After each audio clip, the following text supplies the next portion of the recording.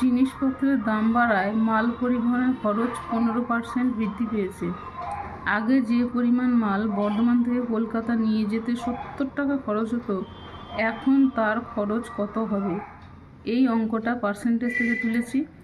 আর এই অঙ্কটা ফর্মুলা ফেলে ঐকিক নিয়মে সহজভাবে করা যাবে, কিন্তু আমি তারও থেকেও সহজভাবে করব। সেটা হচ্ছে এরকম যে আমরা সবার প্রথমে এই 15%টাকে দুটো ভাগে ভাগ করব।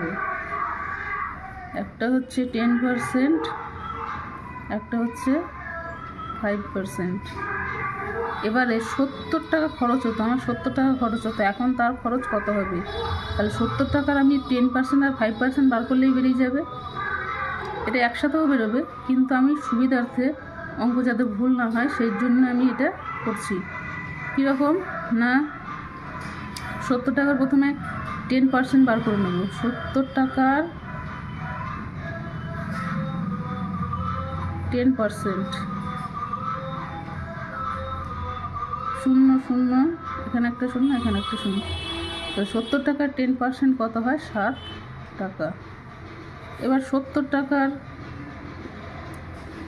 টাকার 5% বার করব।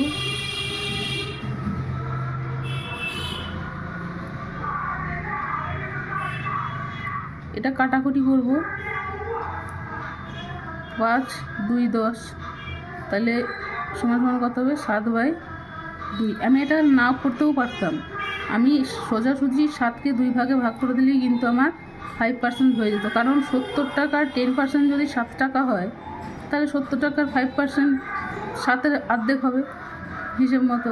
তাহলে 7কে যদি আমি ভাগ করি কত হয়? 3 2 6, 1.0, আর এটা 5 2 10 হয়ে গেল 3 টাকা 50 পয়সা।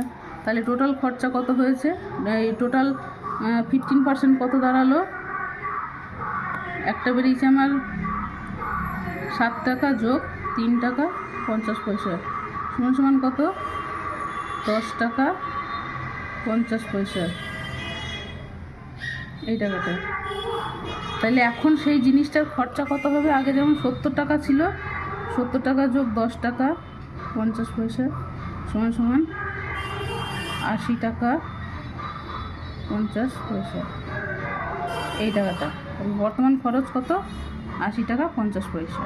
এটা কিন্তু খুব সহজ এবং খুব তাড়াতাড়ি মুখে মুখে করা যেতে পারে এই অঙ্কটা।